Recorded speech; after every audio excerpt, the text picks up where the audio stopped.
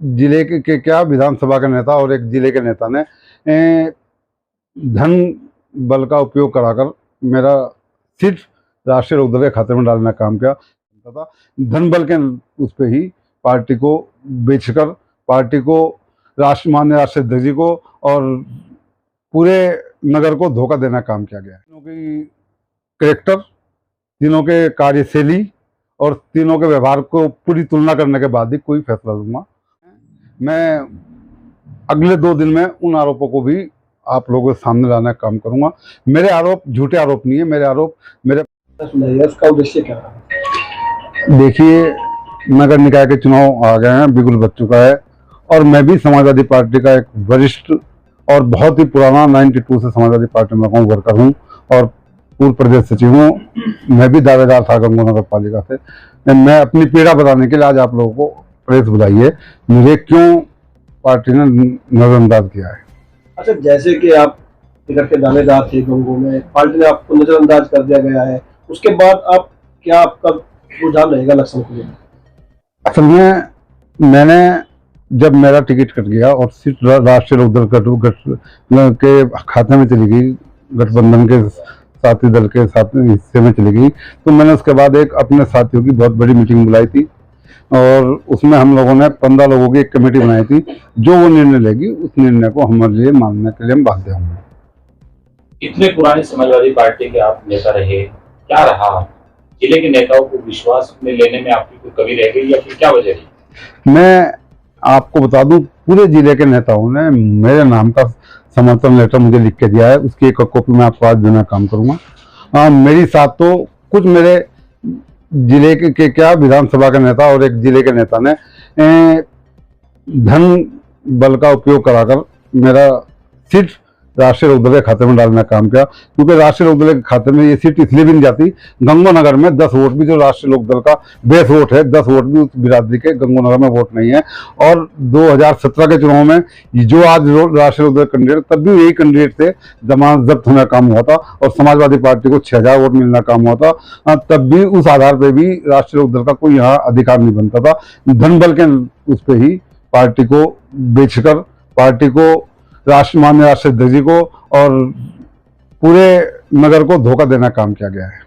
अच्छा, आपने कहा कि 15 सदस्यीय कमेटी बनी थी, उस कमेटी का क्या निर्णय आया है, क्या अब आपका रहेगा? उस कमेटी को परसों मीटिंग होनी थी, हमारे मोहल्ले में एक हमारे साथी ने सुसाइड कर लिया, उस वजह से परसों मीटिंग कैंसिल हो गई थी। रात वो फिर मीटिंग हुई थी, उस मीटिंग में काफी देर चर्चा होने के बाद सभी 15 साथियों ने मेरे ऊपर निर्णय छोड़ दिया, जो भी आपको निर्णय लेंगे हम सब उसके साथ हैं। तो अब आपने क्या निश्चय किया है, निर्णय क्या है आपका फाइनल? अब मैं बता दूं, क्योंकि मैं पार्टी का सच्चा सिपाही हूं। अब गंगो नगर में 3 कैंडिडेट मेरी नजर में हैं, एक बसपा के हैं, एक बीजेपी के हैं और एक गठबंधन के साथी हैं हमारे। लेकिन मैं तीनों की कैरेक्टर, तीनों के कार्यशैली और तीनों के व्यवहार को पूरी तुलना करने के बाद ही कोई फैसला लूंगा, जिसमें नगर का हित हो, समाज का हित हो और विकास कार्य बिना बाधा के हो सके। जिले के कई बड़े नेताओं पर आपके कई बड़े गंभीर आरोप थे, तभी जुबान आपने कई बार जिक्र करने की कोशिश की। वो आरोप आज भी हैं। मैं अगले 2 दिन में उन आरोपों को भी आप लोगों के सामने लाने का काम करूंगा। मेरे आरोप झूठे आरोप नहीं है, मेरे आरोप मेरे पास उनके प्रूफ है, सबूत हैं, वो सच्चे आरोप हैं और वो मेरे साथ ऐसा धोखा किया गया, पार्टी के साथ भी धोखा किया गया, पार्टी को बेचने का काम किया गया और जिन नेताओं ने किया उनका नाम भी मेरे पास है, उनके मेरे पास सबूत भी है, उनके फोन भी मेरे पास आए हैं, मैंने भी उनको मैसेज किए हैं व्हाट्सएप कॉल, क्योंकि वो सब मेरे पास सबूत है। मैं आप लोगों को देना काम करूँ। दोनों पार्टियों के सीनियर लीडरों की मेरठ के अंदर मीटिंग हुई, तभी जाकर ये सब कुछ फाइनल हुआ। तो आप ये कैसे कह सकते हैं कि जिले के अंदर से सब कुछ फाइनल हुआ? नहीं, हमारी पार्टी ने, समाजवादी पार्टी ने तय किया था, जो विधानसभा प्रभारी है, जो उसकी रिपोर्ट जाएगी उसी के ऊपर पार्टी अमल करेगी।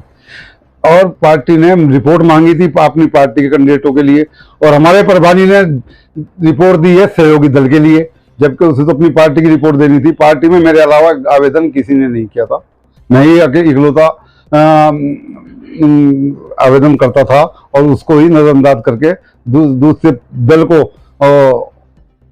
के समर्थन में लेटर लिख कर दिया है हमारे जो प्रभारी हैं विधानसभा के। तो इसलिए मैं कह रहा हूँ, वो तो मैं तो अपनी पार्टी के बारे में जानता, उसके लिए तो कमेटी है समाजवादी पार्टी ने भी, राष्ट्रीय लोकदल ने अलग से बनाई थी जो फैसला लेती। इनसे तो रिपोर्ट मांगी गई थी, अभी रिपोर्ट पार्टी न देकर सहयोगी दल की दे रहे हैं। तो सीधी सीधी बात है, कहीं ना कहीं कुछ ना कुछ मेरी बात में सच्चाई है। तो क्या इस पूरे प्रकरण में आप विधानसभा प्रभारी को जिम्मेदार मानते हैं, उनका हाथ? 100%, और उनको इस चीज का खुमियाजा भुगतना पड़ेगा। अभी तो मैं आपसे अपनी जो बात है सब दबी जुबान में कर रहा हूँ, मैं पूरा खुलासा करूंगा उसका, अभी इसी चुनाव में खुलासा करूंगा 2-3 दिन के अंदर ही। मेरे साथ तो धोखा हुआ है, पार्टी साथ धोखा हुआ है। पार्टी के रीढ़ को, जो कार्यकर्ता रीढ़ होती है, उसे तोड़ने का काम किया गया। पार्टी यहाँ बिखर गई गंगों में। असदुल्लाह अजमेरी साहब जो यहाँ मंत्री भी रहे समाजवादी पार्टी, उनसे किसी ने बात नहीं की, वो आजाद कैंडिडेट लड़ा रहे हैं। मैं घर बैठा हूँ अपने। पार्टी में कौन था बताइए आप? पार्टी की लड़ाई यहाँ लड़ना काम कौन करता था? पार्टी के यहाँ आंदोलनों में कौन खड़ा होता था? मेरे अलावा कोई खड़ा हो तो मुझे बताइए। अब मुझे ही तोड़ दिया गया, मेरी कमर की हड्डी तोड़ दी गई, तो मैं क्या कर सकता हूँ? पार्टी को खत्म किया जा रहा है, ये लोग पार्टी को नुकसान दे रहे हैं, पार्टी को खत्म करना काम कर रहे हैं।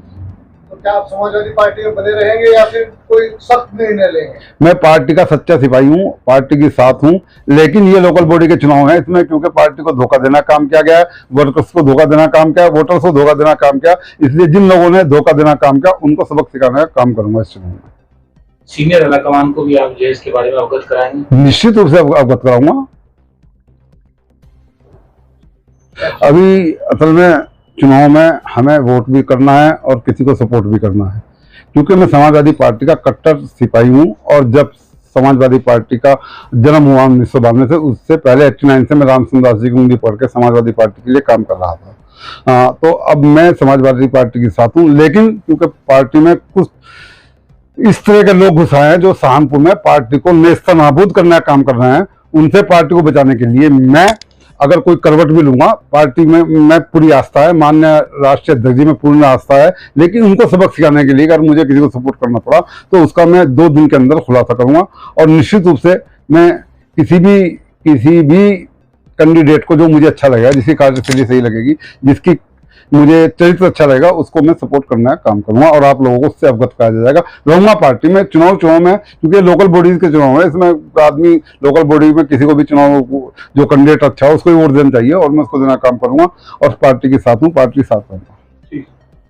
मैं आप सबके चैनल्स के माध्यम से अपनी बात आप लोगों को कह देना चाहता हूँ। मेरे जितने भी शुभ चिंतक हैं, मेरे जितने साथी हैं, जितने मेरे चाहने वाले लोग हैं, सब लोग मेरे साथ हैं और सब लोगों ने तय किया है जिसका आप फैसला लेंगे हम उसके साथ रहेंगे, उसको वोट करने का काम करेंगे। इसी के साथ मैं अपनी बात समाप्त करता हूँ। आप लोगों का बहुत बहुत धन्यवाद।